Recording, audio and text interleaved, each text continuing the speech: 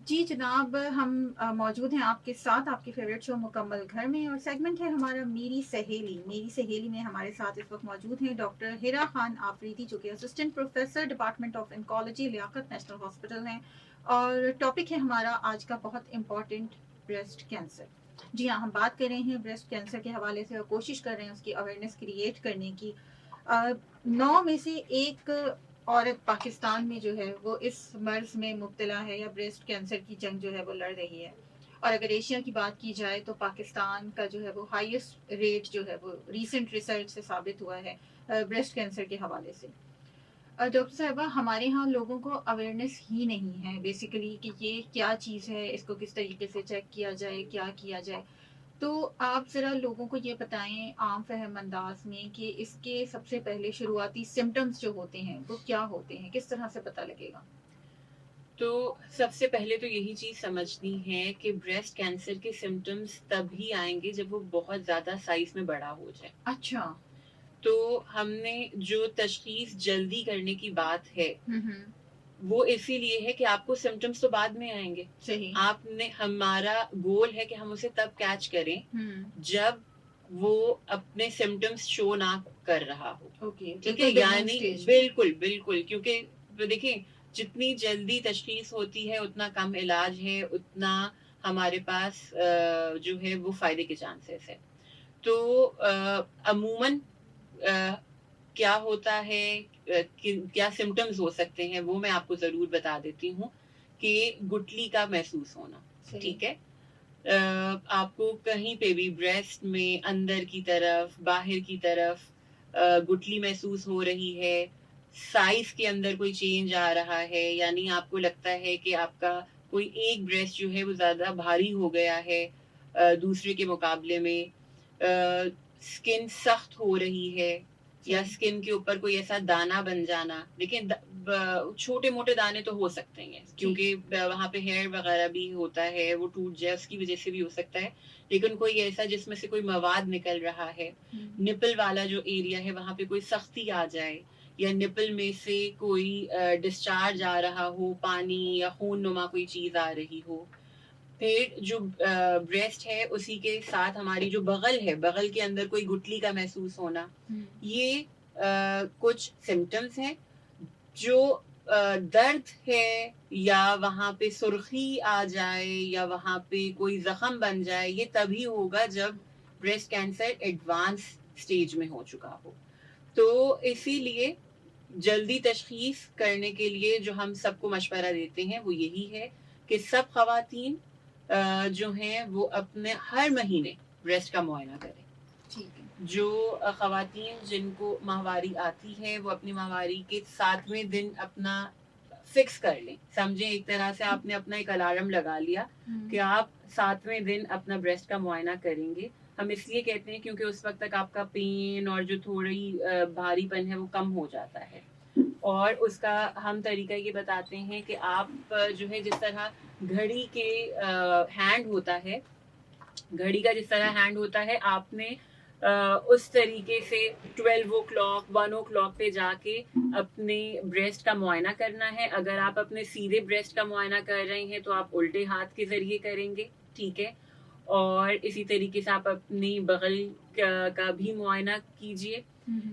इससे आपको अपनी ब्रेस्ट के साइज के बारे में भी इल्म हो जाएगा, उसकी साख्त के बारे में भी इल्म होगा। कोई ऐसी चेंज है जो आपको कभी नजर आती है तो आप उसे आइडेंटिफाई कर सकेंगे, यानी आपको पता चल जाएगा कि हाँ, इसमें कोई ऐसी प्रॉब्लम आ रही है।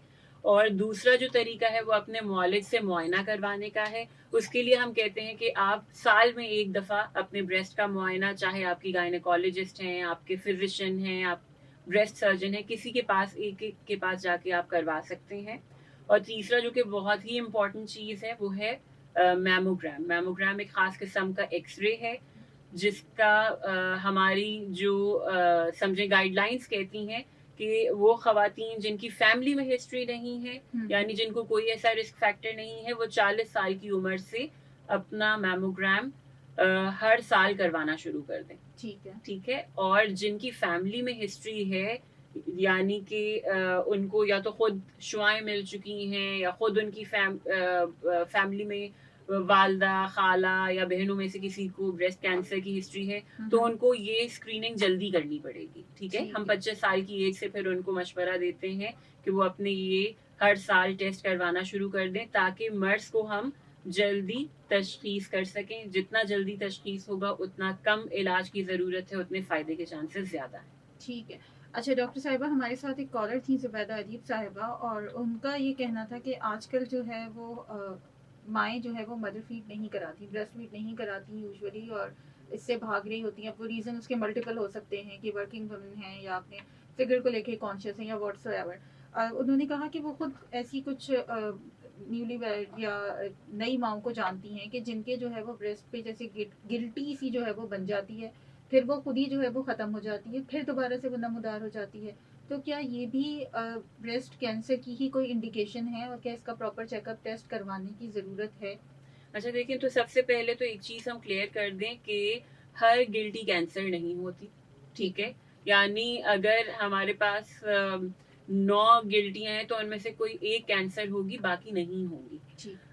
तो वो जिस गिल्टी की बात कर रही हैं, देखिए जो चीज़ बनी और वो ठीक हो गई वो कैंसर नहीं हो सकती। सही। लेकिन जो चीज़ है और वो साइज में बढ़ रही है, या उसकी वजह से आपको कोई सुर्खी है या दुखन है या दर्द है, तो आपने फिर हमारे पास आना है। हम उसको आइडेंटिफाई करते हैं कि उसमें हमें अगर कोई ऐसा साइन नजर आता है कि वो कैंसर हो सकता है, तो फिर हम उसके आगे फर्दर टेस्ट करते हैं। ठीक है। तो अच्छा ये भी चीज़ है, देखिए अपने आप को प्रायोरिटाइज करें, अपने बच्चों को प्रायोरिटाइज करें। खवातीन तो करती ही है ना।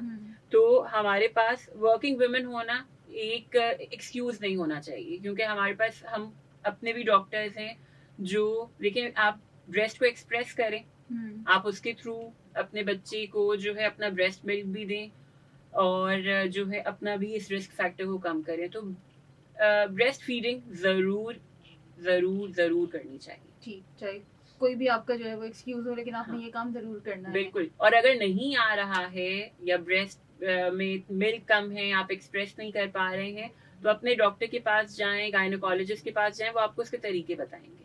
ठीक है, ठीक है।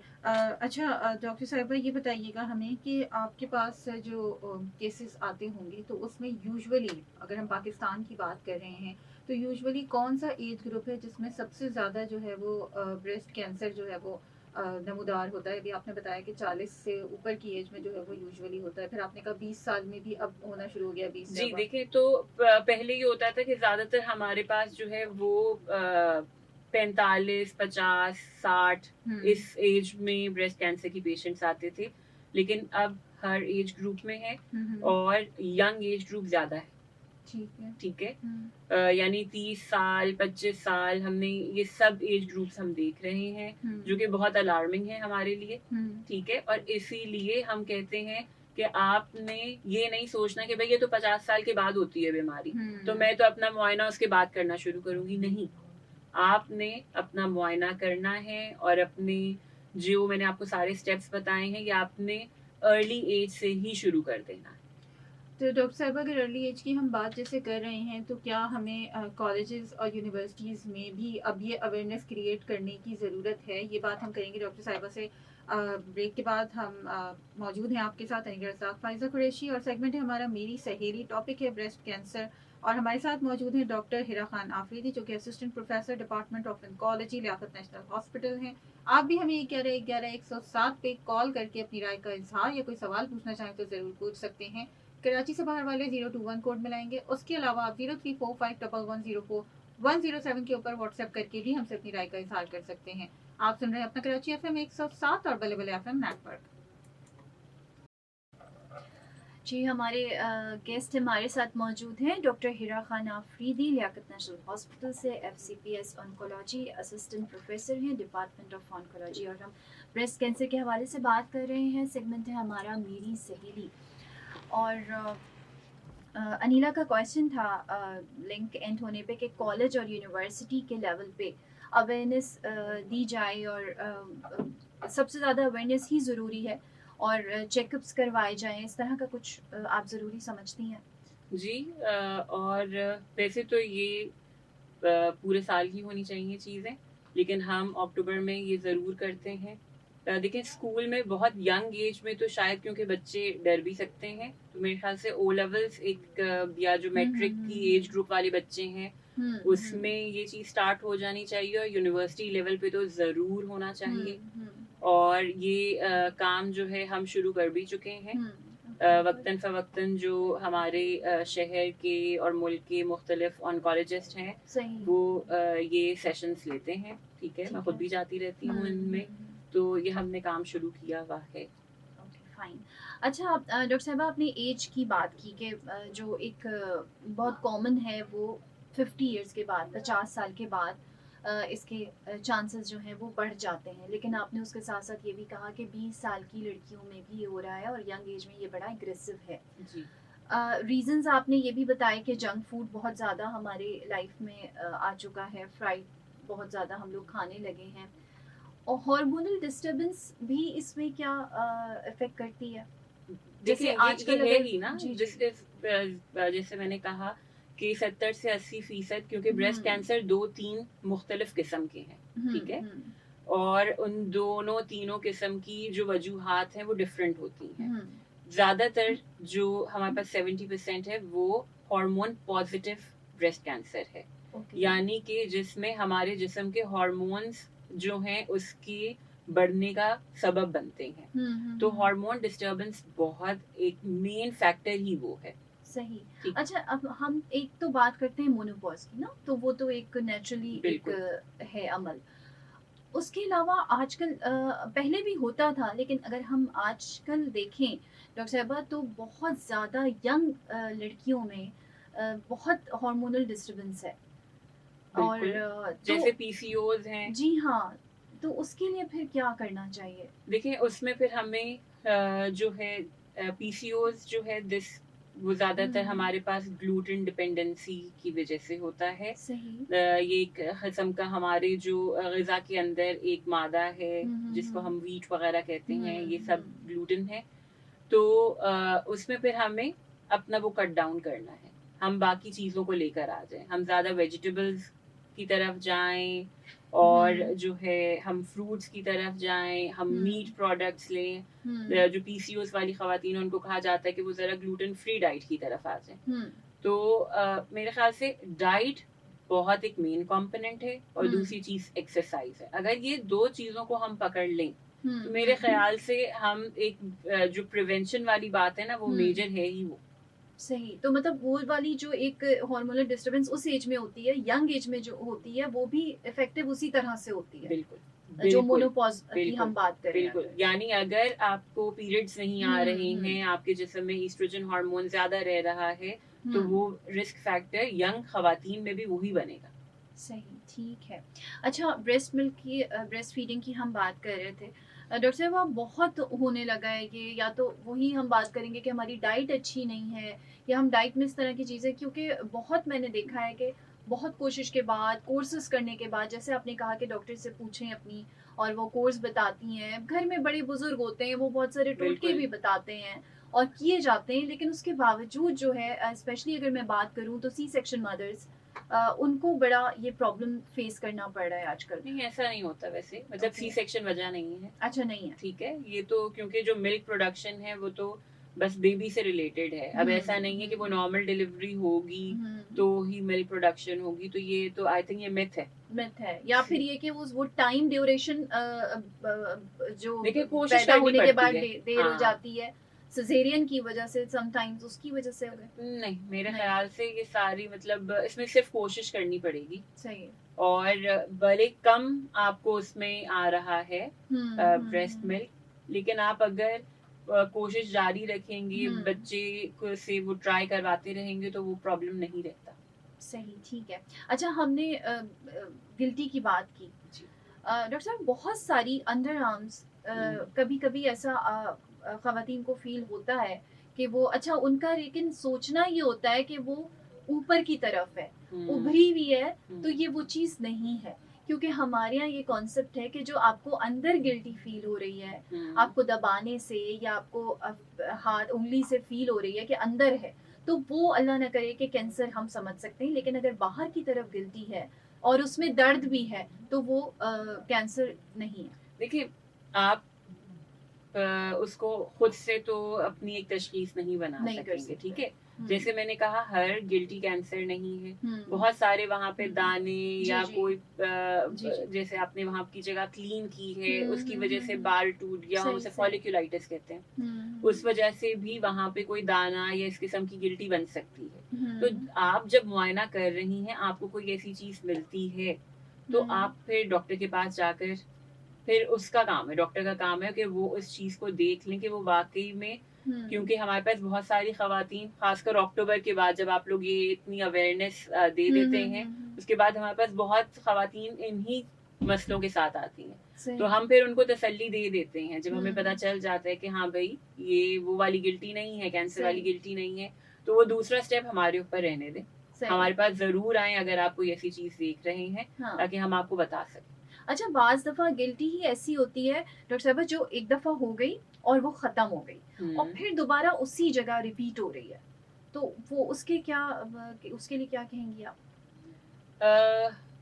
देखिए, अगर एक गिल्टी बन रही है फिर गायब हो जाती है तो वो कैंसर नहीं होगा। ओके, ठीक है। और फिर वो एज ग्रुप भी डिपेंड करता है। ठीक है। देखिए, कुछ होती हैं गिल्टियां जिनको हम फाइब्रोएडेनोमास कहते हैं, यानी वो बहुत ही छोटी, मोबाइल, बहुत इजीली यानी स्लिप हो जाती हैं मुआयने के दौरान, तो और फाइब्रोएडेनोमा कैंसर नहीं होता है। ठीक है। लेकिन अगर गिल्टी है तो उसके लिए फिर हम खुद देखते हैं, क्योंकि निकालना तो पड़ता है तशखीस के लिए। ठीक है। तो अगर कोई चीज गायब हो रही है, दोबारा आ रही है, हमारे पास आइए ताकि हम देखें, हम उसमें अल्ट्रासाउंड, जो यंग लड़कियां होती हैं उसमें हम अल्ट्रासाउंड करके देख लेते हैं, बड़ी उम्र की खवातीन में मैमोग्राम करके देख लेते हैं, फिर हमें वो टेस्ट बता देते हैं कि भाई उसमें कोई ऐसा प्रॉब्लम है या नहीं है। ठीक है। अच्छा डॉक्टर साहब, अल्ट्रासाउंड की आपने बात की कि यंग लड़कियों में अल्ट्रासाउंड करके देख लेते हैं, तो वो किस एज तक अल्ट्रासाउंड कर सकते हैं? अच्छा, देखिए, कहा यह जाता है कि 35 से कम है, 35 साल से कम खवातीन के अंदर, क्योंकि ब्रेस्ट की डेंसिटी ज्यादा होती है हार्मोन्स की वजह से, तो उसमें मैमोग्राम जो है ना वो इतना शायद पिक ना कर सके। ठीक है। तो इसीलिए हम 35 साल से कम की खवातीन में अल्ट्रासाउंड कहते हैं कि वो करवाएं, और 35 साल या 40 साल से जो बड़ी उम्र की खवातीन है उनमें फिर हम मैमोग्राम कहते हैं। सही। कभी कभी हमारे पास उसमें कोई चीज नजर आ रही है लेकिन हम सही से नहीं तशखीस कर पा रहे हैं, तो फिर हम दोनों टेस्ट एक साथ भी करवा लेते हैं, यानी हम मैमो अल्ट्रासाउंड दोनों भी करवा के देख सकते हैं। सही, ठीक है। अच्छा डॉक्टर साहब, मैमोग्राम के लिए कभी कोई ऐसा दिन आप लोग रखते हैं, क्योंकि कुछ हमारे यहाँ बहुत सारे, आपको पता है, फैमिलीज ऐसी हैं जो अफोर्ड नहीं कर सकती हैं सारी चीजें, तो उसका भी बताइए। देखिए, जो अक्टूबर का महीना है, इसमें जिस इंस्टीट्यूट से मेरा ताल्लुक है, इसमें हम अपने रेट, स्क्रीनिंग मैमोग्राम कहते हैं उसे, तो उसमें हम उसके रेट्स कम कर देते हैं। इसी तरह कराची के और बहुत सारे अस्पताल भी हैं जहाँ पे आजकल जो है उन्होंने अपने रेट्स कम किए हुए हैं। सही। तो और देखिए, बहुत एक्सपेंसिव टेस्ट नहीं है, यानी 3,500-4 हजार तक का है। मुख्तलिफ इंस्टीट्यूट में मुख्तलिफ उसकी प्राइस है।